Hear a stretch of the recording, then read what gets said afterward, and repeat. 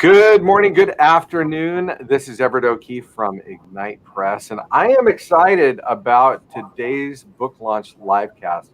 I have with me the one, the only, Julie Bruns, and she is here today to talk about her very new book, launching today, Peace, Possibilities, and Perspective. 8 Secrets to Serenity and Satisfaction in Your Life and Career. Not only is it a beautiful book, but Julie is a beautiful human being, and I'm excited to bring her on to talk about her book.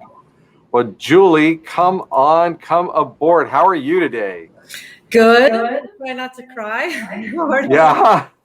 Is it a little bit overwhelming? You've got emails going out. You've got people coming back. I bet you've been hearing from people that are buying your book today. Yes, I have been. It's inspiring and encouraging and exciting and all of the above and emotional and awesome. Really, really, really incredible. I'm excited about your book. I was reading some of it this morning, and it was funny. You have some really surprising stories in here. But before we get to those, I would like for you to tell us a little bit about who you are. Tell us a little bit about your background, Julie, and how you come to this point. I think the first thing I would say about myself is that I am a lifelong learner. I love learning things and meeting people and discovering new concepts and ideas. I've always been thirsty and curious for knowledge my entire life. And I wrote this book so that people in we're probably going to talk about that for a minute. So let me just back up a little bit and say, I love education. I love inspiring people, and I love learning new things. And it's brought me to this place where, I'm a lifelong learner. I'm still learning every single day. And having a book out in the world is like it's a dream come true. And it's something I never actually, it's funny. On one hand, I've dreamt about it my whole life. And on the other hand, I never really thought about actually having it in the world like it is today. So I'm just someone that loves connecting with people and loves inspiring people. So I'm hoping that book will do that. That's my main point. Well, I love it. And I did put an Amazon link on the ticker down below. And in fact, I will put it also in the comments. Let me do that now. And so that'll be available for everybody. Now, on the subject of comments, if you're watching, please feel free to comment, ask Julie questions, cheer her on, whatever. I will share those comments with Julie as we go. And so I appreciate that. In fact, we've already got Chris. Chris says, I got my copy. Who wouldn't want a copy of this about peace, possibilities, and perspective? That's right. Who wouldn't want a copy? Sarah said, we need more peace and to be in a place to see the possibilities. What an inspiration you are. That is wonderful. Yeah. I think one of the things I was enjoying about the beginning of this, Julie, was you're talking about like people recognize that, yes, they can do things, but they don't necessarily get beyond the intellectual. Yeah, that's a possibility.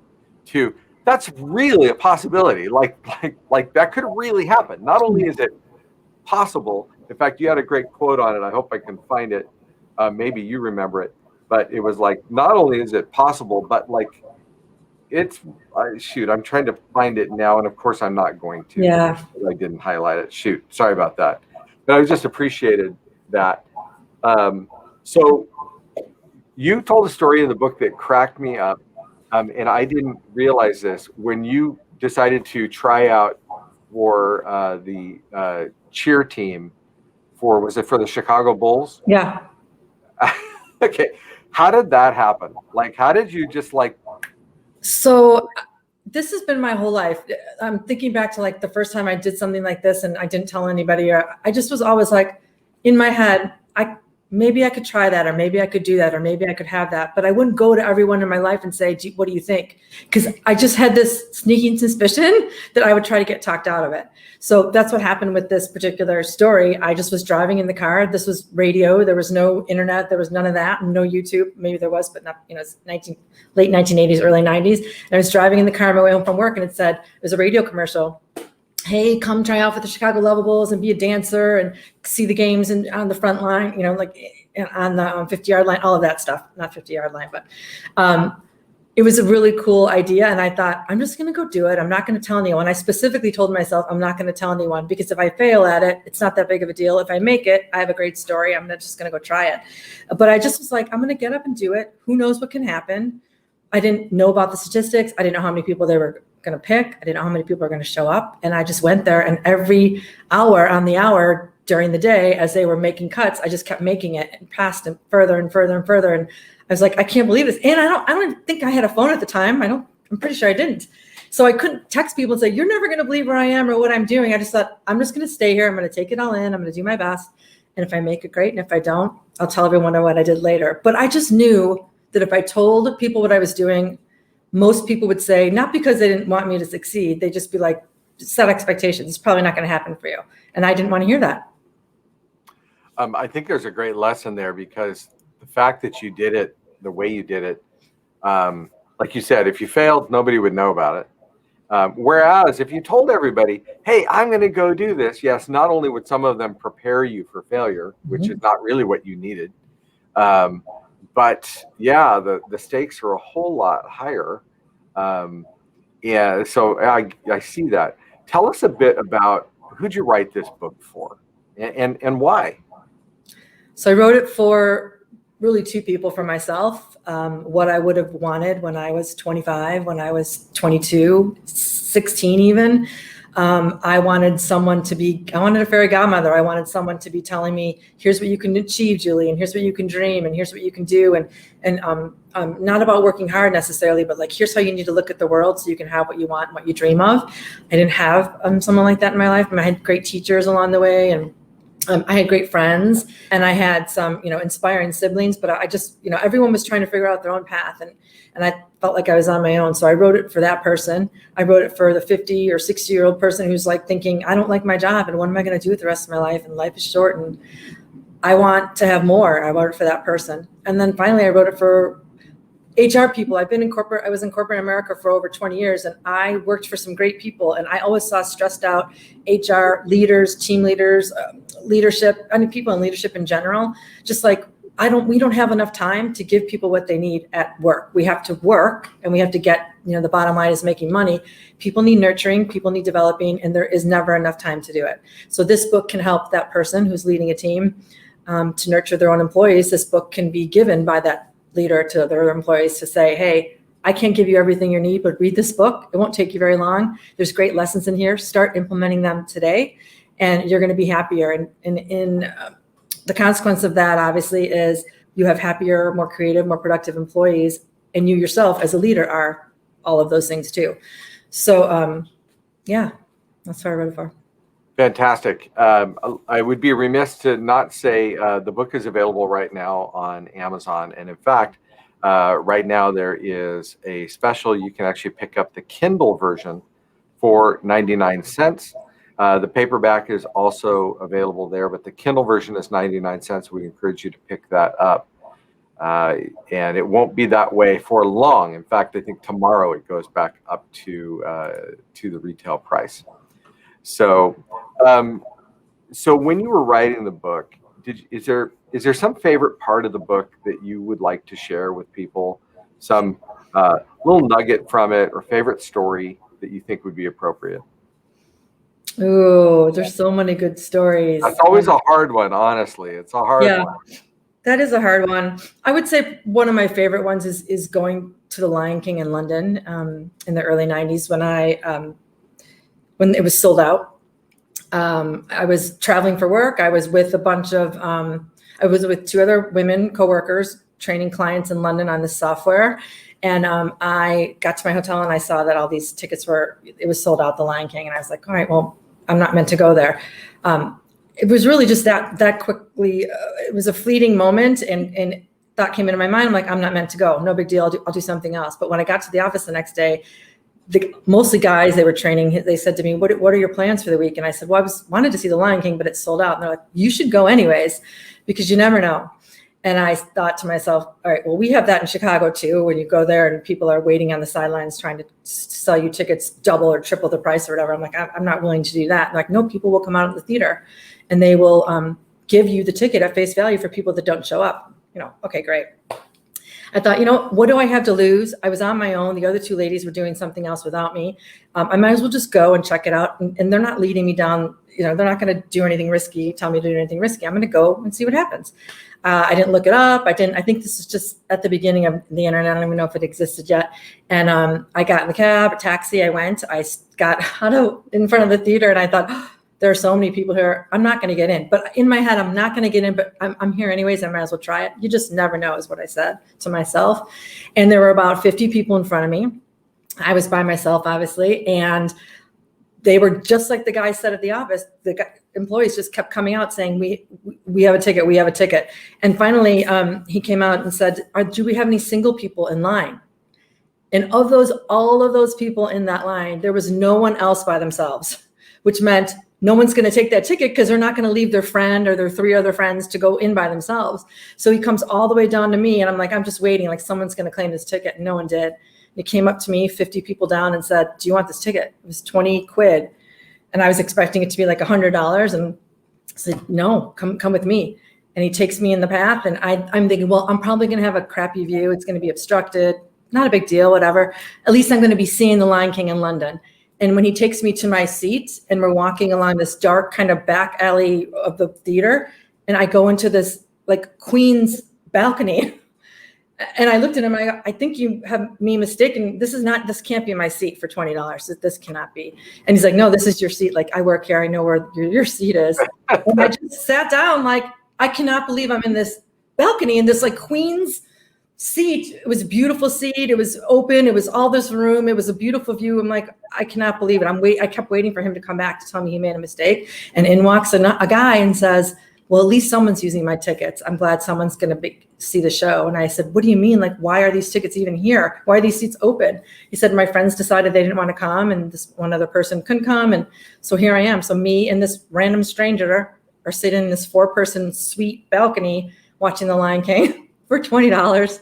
Incredible. No, and I didn't tell anyone I was doing it. Same thing. I just said, I'm just going to try it and see what happens.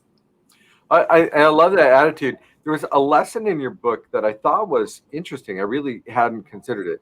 Was you were talking about how sometimes like all these tools that are available to us now kind of are a disservice to us at times because we can Google it, we can research it, we can read this story, we can see someone else who's done it, we can do all of this. And that perhaps gets in the way of our spontaneity. Did I get it right? 100%. I remember back in college, I was taking some classes and same thing happened. I was taking it was in the mid 90s, right after the internet was a big started or whatever. And I made this comment to my professor, like, I think it's going to end up being kind of a bad thing because people aren't going to be connecting as much and all these other things. And he said, in the 5 years that he was a professor at that school, no one had ever brought that concept up to him before. Like, how could it be negative? And it is. I mean, obviously we have information at our fingertips. That's phenomenal. We can look up someone's name and all kinds of things. And I'm not saying none of that is good. But when we research and analyze and look at all the numbers and ask a million people and see what it's like, that takes away from the spontaneity. Not only that, but it takes away from your hope and your like your possibilities. You're like, maybe I can, and don't tell a million people, just go do it. And if you can do it, you're thinking you can do it, you probably can do it. Don't listen to other people that say you can't. Listen to the people that say, sure, go for it. But most of the people aren't going to say, sure, go for it. Not because they don't love you or want you to succeed. It's because they don't want you to fail and feel bad. But that's not how we ever get anything accomplished. Well, and isn't it just like I'm the worst at this. It's so easy to play devil's advocate, right? I'm not really sure why we do it. I don't know if it's human nature or if it's some of our natures, but someone will say, hey, I'm thinking about doing this. And first thought is, oh, you might stumble, be prepared for stumbling or whatever. I don't know why we do that. I think it's I think it's mindset. I think it's just easier to not. So I think it's that fear in us that says like, what if I fail? Then then it's my ego, and then it's my reputation, whatever it is. And so you get afraid, and it's more comfortable to be afraid and not take a risk than it is to take the risk. I mean, that's just human nature. We want to stay safe. Our brain, our ego wants us to stay safe.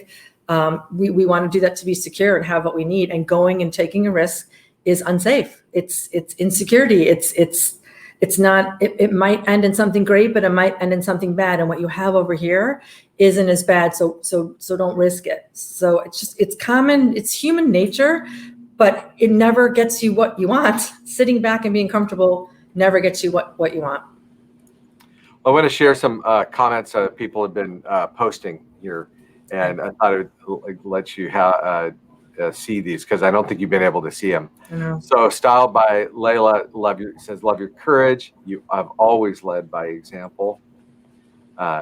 Tracy here says, so happy for you, so proud of you, and you're an inspiration.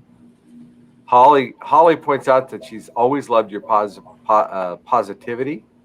It resonates in all aspects of your life. Chris is saying, how fun, the Lion King story. Loving that. Julie says, you, Jules, are offering all of us your amazing wisdom. I love your first of many books, Peace, Possibilities, and Perspective. You are uplifting our world. Wow. Hard to beat that. Hard to beat that. I do have another question from your book. You have a chapter devoted to mindfulness and focus, and you write, and not multitasking. But I thought multitasking, I mean, aren't we supposed to all be multitasking, getting so many more things done and all of that? Tell us about mindfulness and focus.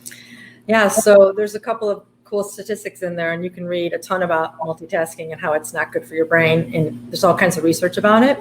But when people think about being mindful and focusing on one thing, it gives them anxiety. I'm the same way sometimes. Like, what do you mean I just have to focus on this thing and I have all these other things to do? But you're never, ever doing more than one thing with more than 40% of your brain and effort. So we think we're doing a good job. And I think women especially are really good at this. I know they are, because all the women in my life are doing this.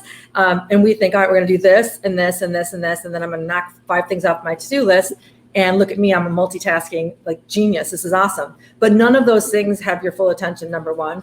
None of those things are actually like sinking into your mind and your heart and your being, and you're not experiencing any of them really. You're just you're 40% in each one of those things. And if you think about doing anything at 40% of our capacity, kids the same way, you would never tell anyone, yeah, just do that 40% effort. But that's what we're doing every time we multitask.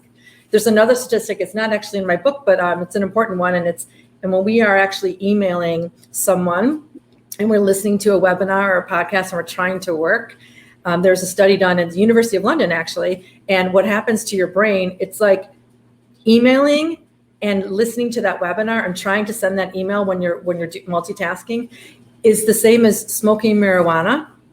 And it does the same thing to your brain. And really what that means is it actually takes your brain from the regular brain that it is at a grown adult to an 8-year-old's brain. So I talk about this in my workshops. Like, would you ever tell, and I know it's crazy. Would you ever tell an 8-year-old kid to send your work email for you to your boss or to your client? No, you wouldn't. You wouldn't. But that's what we're doing. And I think we can all probably prove this by going back and seeing some of the emails we've sent. And hopefully you didn't hit send when you were listening to that webinar, because you're going to make a mistake. It's not going to catch a typo. You're going to put 2 words together, whatever it is, and someone's going to look at it and think like, this doesn't look very professional. And there's a reason. It's because you're not doing it with your whole brain. So I thought it was just really important to talk about being in the present moment and the science behind it. So I give tips on how to do it. And then the science behind what happens to your brain when you are present in every moment, what it's actually doing to your physical body and your brain. And it's unbelievable how good it is for you. Wow. Okay, so that's pretty sobering. Now, I'm going to tell you, I am not one of those people who will listen to a webinar or watch a video while trying to do stuff, mainly because I absolutely fail at it. I just find myself I just can't. Like, I can barely listen to music while I'm doing those things. Yeah. But I am sadly easily distractible, and I do find myself bouncing from. You think about it, in our day, we have so many micro tasks. It's send this email, look at this thing, check that, do this, whatever. And many of them are just little tasks that take a minute, 2 minutes, like that. Yep. And I find myself even getting distracted in the midst of one of those. Mm-hmm. Instead of, well, let me just finish this one before I check that email, or before I see, who's texting on the phone, or something like that. Horrible about that. Yeah, it's human nature, because everyone does it. There's tricks, and it takes a lot of focus and effort, but you can just not turn your phone on. I know it's like, oh my gosh, but if you sat down to work on something for 20 minutes, told yourself you're not doing anything else, you're not going to open up another email, you're not even going to have your email open. That's what I did when I wrote my book. Every day for 2 hours a day, I didn't have my phone open. I just had Microsoft Word open, no email or anything. So I don't see the notifications. I don't see my phone beeping or any of that. And it's amazing what you really can get done when you focus that way. What happens is it takes you less time. You think it's going to take you more time because you're not doing 3 other things, but it actually takes you less time. Your brain opens up. You can be more creative and more productive. It's actually, and it's better for your brain. So, and there's a lot of science around that too. So it's tough, but people do it. Actually, some of the most successful people we know do that. They only turn their emails on. There's famous people. I think I want to say Oprah, Jerry Seinfeld. There's people that only check email certain times of the day, like they turn it on at 8 or at noon, and then at 4 o'clock. And sometimes they'll actually put out of office messages that say, I only check my email twice a day. Look for a response from me after these times. And no one's holding a gun to your head saying, you better check that email every 5 minutes. When you see that envelope, you better click on it. That's you. You do that to yourself. No one's telling you to do that. So as long as you can get your work done and get what you need to get done, you're going to be a better performer this way. There's all kinds of science around it. Well, and I've often thought about, restricting my email to, in that way of only checking a couple times a day. And then as a publisher, keeping so many balls up in the air, and, wanting to be very responsive to clients and all of those things. I've never pulled the trigger on attempting to do that. It's hard to do. Yeah. But just because it's hard to do, it doesn't mean it can't be done. Yeah, and that's true. And like you said, sometimes you set the own expectation that you need to respond to that email as quickly as possible. Mm-hmm. When the client shoots it off and they're, probably not expecting a response right away. And by the way, you can train them not to. Exactly. Right? Expectations. Train them not to. Yeah. Some other comments here. Stop by Layla. You've shown that there are no coincidences. There are so many possibilities if you're willing to trust in the process. Chris had to throw in, by the way, love your scarf. Thank you. I love that. Again, let me remind people the book is for sale right now. You can pick it up on Amazon. The Kindle version is 99 cents today only. Tomorrow it goes back up to retail. And the paperback is available as well for $14.95, and you can pick those up on Amazon right now. I would recommend you do that, and I also would recommend, if there are others in your life that you believe would benefit from, frankly, having more peace and possibilities and perspective, and just sharing from some of Julie's perspective, then pick up a copy for them as well. I think that they'll absolutely value it. And I know that it isn't a traditional Valentine's Day gift, but I don't know why it couldn't be. So be thinking about that. So, Julie, you mentioned the process of writing the book and shutting everything out and all of that. How hard was it for you to write your book? This is the publisher asking now. Yeah. How hard was that process for you? Everyone's experience is a little different. So I thought it was going to be harder. Getting the words out is the easy part. Going back and editing and rereading and trying to catch things is the harder part. If you have something to say, it flows pretty easily. I think that's probably going to be. I'm a nonfiction writer. I'm not a fiction writer, so I can't speak to that. But from the nonfiction standpoint, it's I had something to say, and I knew I wanted to talk about, and I knew what the message I wanted to have, and I sat down to write every day. And the part that made it easiest for me is, number one, I did what every writing workshop tells you to do is focus, and don't do it all day long every day. I did it for 2 hours a day. Like I told you, I turned off all notifications. But if I sat down to write about something that I thought I wanted, like, so I needed another story for the gratitude chapter or another story for the resilience chapter, I would say, I'm going to write about gratitude today, but I would sit down, and within 5 or 10 minutes, if I didn't have something flowing out of my brain onto the paper, I switched and I said, you know what? No, I really don't have a story about that today. I have another manifestation story or something. So I would switch and just open up that chapter and write about that. And that was always a lot easier than just racking my brain and feeling stressed out. And then you get in that spirit of contraction, and now nothing's flowing. So I knew that wasn't the right way to go about it. So it ended up being easier than I thought. I really loved doing it. I wasn't expecting to love it as much as I did, which is why I want to write more books now. Fantastic. I think you're also pointing out a couple things that we recommend. So you're chunking, right? You're like, okay, I'm going to work on this chunk, and if that chunk's not coming, well, let's just switch off to another one, right? Mm-hmm. And I think especially with stories, they come or they don't come. And you start to write. I don't know if you feel like you start going. It's like suddenly like, oh, I have more to say about this. Oh, I thought I forgot about that. Mm-hmm. Did you find the writing process to be a clarifying process in regards to your content and your message? 100%. Yeah. Seeing the words, putting them down, rereading them, and then going like, all right, I'd rather say it this way, or no, I love the way I said it. That's from my heart. I'm going to leave it like that. Yeah.